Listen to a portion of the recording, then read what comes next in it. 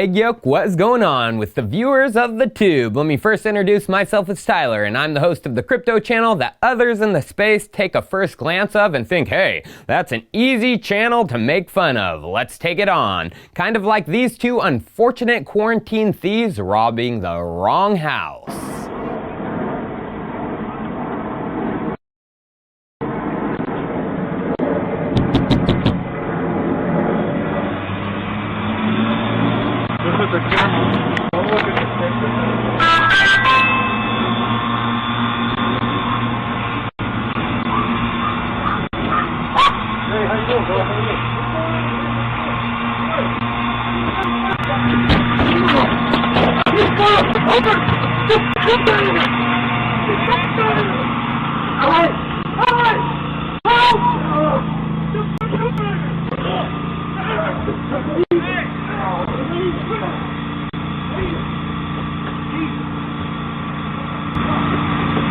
You know our home defense. It's time for Chico Crypto.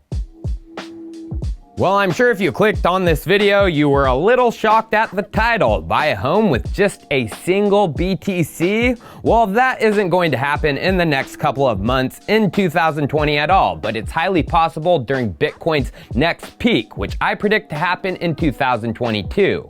Why? Well, we are on the cusp of the popping of the next housing bubble, the housing bubble 2.0, which has been inflating nonstop since 2012. And before this, everyone knows 2008. It was the start of the Great Recession, where asset prices across the board came back down to reality and came back down quick. And this is mostly due to the popping of the mid-2000s housing bubble. As we can see from the US National Home Price Index, homes surged nearly 80% from the year 2000 to the peak in 2007, just before the crash. Well, during the crash, which lasted from 2008 to 2012, the home index lost about 22%. While homes, they bounced, and since the bottom in 2012, another massive surge, gaining 59% in price value on average. So why is this a bubble? Well, like with nearly all artificial booms, the US housing bubble 2.0 has inflated faster than the underlying fundamentals. As this chart shows, US housing prices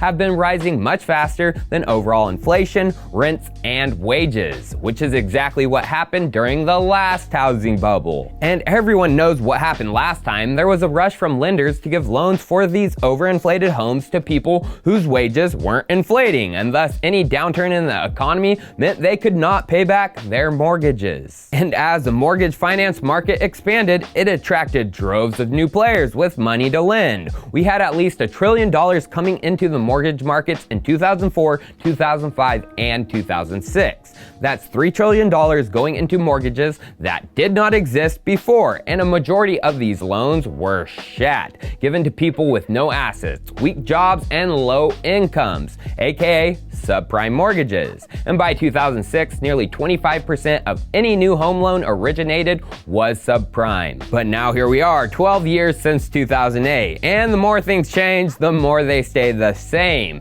Housing is once again inflated to beyond belief, and breaking away from the normal rise of things like overall inflation, wages, and rent. It looks so similar to 2008. But are lenders giving out subprime mortgages again? Yes and no. They are giving out homes to people with bad credit again, but they aren't called subprime. They're called non-prime, non-qualifying, or non QM. Prime time!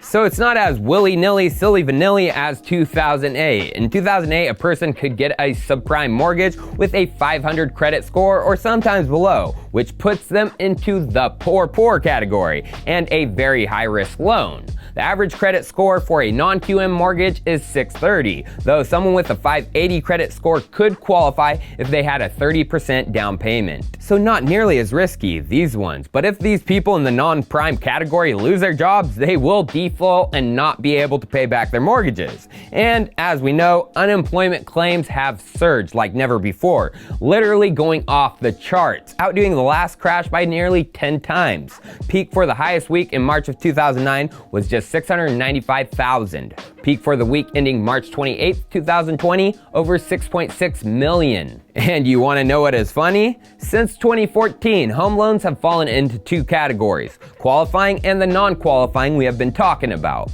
The big government lenders like Fannie Mae and Freddie Mac, they were supposed to not be allowed to lend non-QM under revisions made to the Home Mortgage Disclosure Act. But like always, they find a loophole. How the language is written, any mortgage that is backed by either of the government-sponsored enterprises, Freddie or Fannie, it automatically becomes a qualified loan, even if it has the properties of being non-prime. And this is under the arrangement known as a patch. Virtually welds itself to the surface. And here's the thing with the government-sponsored entities. They guarantee 50% of the US housing market, $5 trillion. And in 2018 alone, mortgage loan origination volume from the GSEs was estimated to be about $1 trillion. Out of that trillion, 260 billion of the mortgage loan origination volume would have had to been originated as non-prime loans, as they did not meet the standards to be QM eligible. 26% of government-backed loans in 2018 were non-prime. They were GSE patches. But the savior, the government, is coming to save these non-primers, right? Well, yeah, they are. You know, the CARES Act, which was passed because of the pandemic, right? Under this, borrowers with government-backed mortgages through Fannie Mae, Freddie Mac, and more are entitled to loan forbearance plans under the Economic Recovery Plan.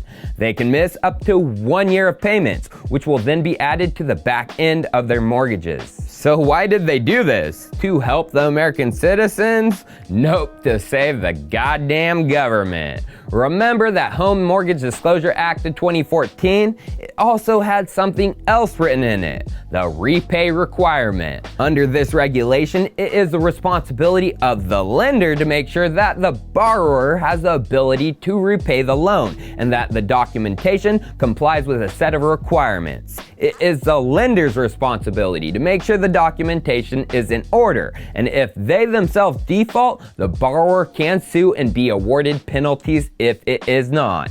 And there is such a probable chance that the GSE patch mortgages non-prime will default as some of the borrowers won't have a job. Do you think the government wants to be sued by the borrowers? So for 1 year, there is a buffer where the GSE patch defaults won't likely happen. I wonder why they chose that 1 year mark.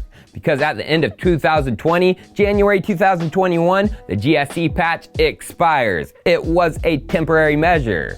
So by the time the citizens have to start paying back their mortgages, these loans will be classified as non-QM, which is bad news for the borrowers when they have to start repaying them, losing many of the protections like excessive points and fees on those mortgages. But you know what else? The government and Treasury, they know Fannie and Freddie, they hold a bunch of shat. On February 3rd, before this crisis hit home, the Federal Financing Housing Agency, FFHA, announced the hiring of Houlihan Lokey Capital as a financial advisor to assist in the development and implementation of a roadmap to responsibly end the conservatorships of Fannie Mae and Freddie Mac. Yeah, the government doesn't want to own them anymore, and this plan was created by the Treasury Department led by Snoochie Boochies. Snoochie Boochies is a sativa. All the way back in September 2019 in a document titled U.S. Department of Treasury Housing Reform Plan. So the government doesn't want to be on the line for a flurry of foreclosures that could happen if this is extended for any amount of time, which it will be. But foreclosures, they are coming soon. Not from the GSEs, we may have to wait some time, but from the non-qualifying market of which the patches weren't made for. Why do you think on March 23rd, Housing Wire put out this article? Did non-QM just disappear from the market? And in it, they cover all non-QM lenders suspending their lending programs. Why suspend? Well, they don't get the CARES Act protection of borrowers getting to delay their mortgage payments for a year. They gotta pay, and guess who falls into the category of non-QM ready to default? AirBnb Superhosts, both foreign and American, who are over-leveraged and have nobody to stay in their places. In my opinion, highly leveraged superhosts will be the first domino to fall that triggers a housing bust this year and beyond. These superhosts usually build an extensive housing portfolio built of non QM loans, as real estate investors have to get this type of loan. And guess what? Investors, they don't get the repay requirement rule, where if they default, they can sue. Usually because they flip homes they buy quickly, or they rely on rental income to repay the mortgage, aka Airbnb income. These are the risky sons of biatches, and they are far and wide. Statistics put Airbnb properties as of 2020 in the US at 660,000. According to analysts, at least 50% of these are controlled by superhosts. That is at least 330,000 properties. And as of 2019, there were at least 8 million mortgage homes here in the US. So if every one of the 330K superhost homes were leveraged, that means 4.125% of mortgage homes in the US are ripe for a bust just from one web application, Airbnb. Now I know that not every one of the homes falls into that category, but you get the point. It's a domino and it's ready to fall. So when I say buy a home with a Bitcoin, I don't mean this year. It's going to take some time. It took from 2008 to 2012 for home prices to reach their bottom last time. And now we're at the cusp of the housing market crash. And I'm not going to try to predict the bottom, but the way the Treasury is looking to get rid of Fannie Mae and Freddie Mac by 2021 or sooner, I would predict sometime in 2022. And that is when Bitcoin may be hitting its next peak. Cheers. I'll see you next time.